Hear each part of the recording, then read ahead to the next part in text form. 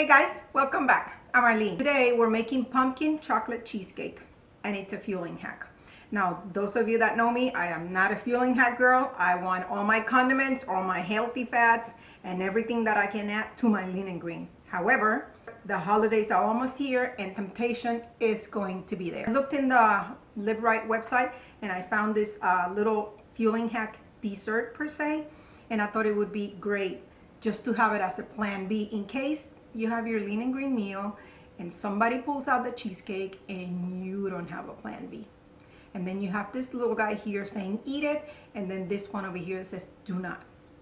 What to do? You have a plan B. You choose whether or not you want to have it, and if you do, it's a fueling, so you're okay.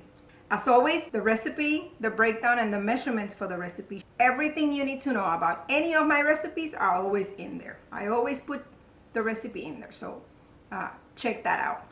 The first thing that I'm gonna give you is the ingredients. Let's get started.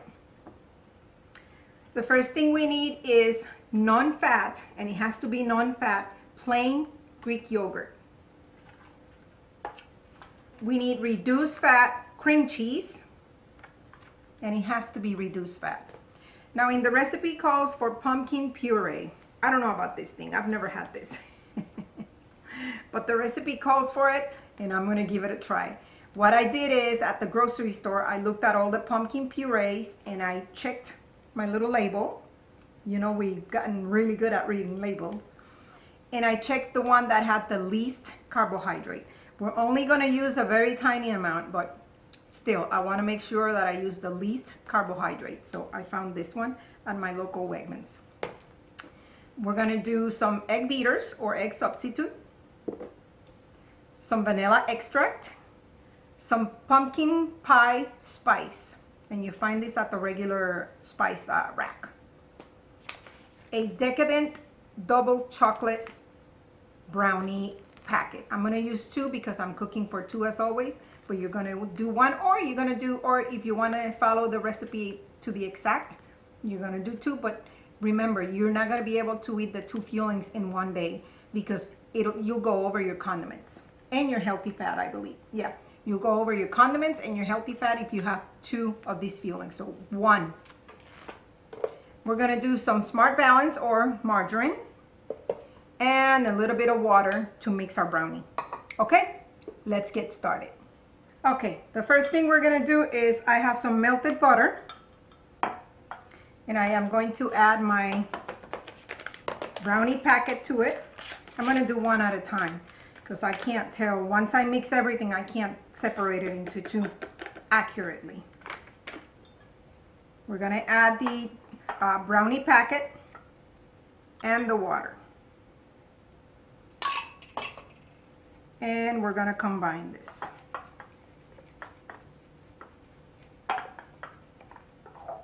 And it turns into like a pasty. Let me show you. It's pretty thick, but that's what you want. This is going to be your crust.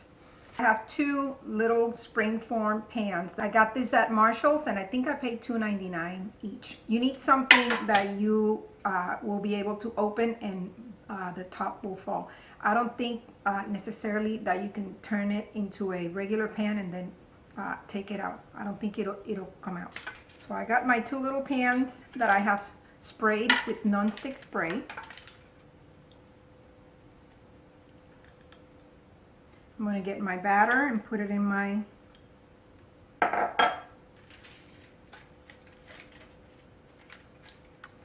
pan and press it down.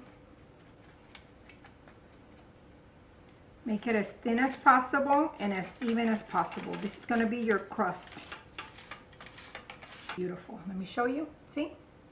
Okay, I'm going to make the other one and I'll come back once I'm ready for the next part. Okay, I got my 2 little pans with my brownie mixture in there. I'm going to put this in a 350-degree oven for about 15 minutes. I'll be back in 15 minutes. Now that the brownies are in the oven, we're going to complete the top, the cheesecake part of the dessert. I have the Greek yogurt, and I am going to add my softened light cream cheese. I am going to add my pumpkin puree. This looks like baby food. I've never had pumpkin puree in my life. Well, I've tried my baby's baby food, so I guess I have. The egg substitute or egg beaters.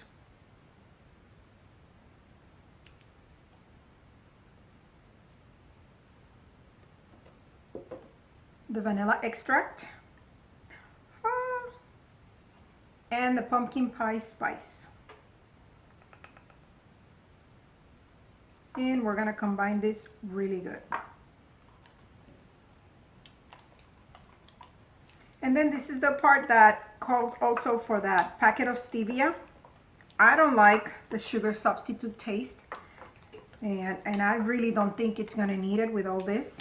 But if you think you need the sugar, just add it to it and count for it as a condiment. But for me, I don't think it needs it. It has cream, it has the pumpkin pie, it has the vanilla. I think it'll be okay. And it's gonna be a little lumpy, but it's okay, it'll melt. There it is. As the brownie comes out of the oven, I'll come back and show you the rest. I'll be back in a few. The brownie part is ready.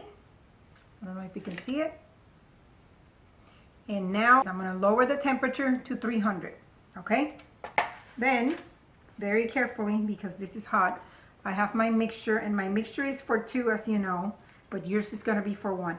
It's a little lumpy, but I think it's gonna be okay. This is what we're gonna do.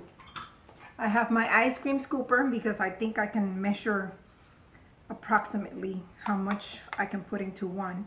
And I'm gonna drizzle my mixture into each pan. I'm gonna do 2 there.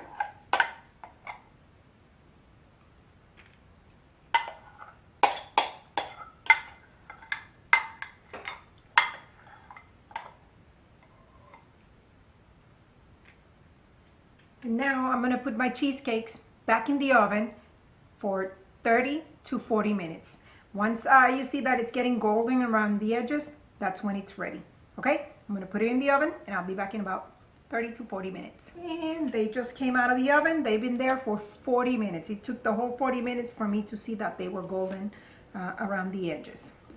And I'm gonna wait until they cool off completely before I take them out of here. But there it is, guys. Pumpkin chocolate cheesecake fueling hack. Thank you so much for watching.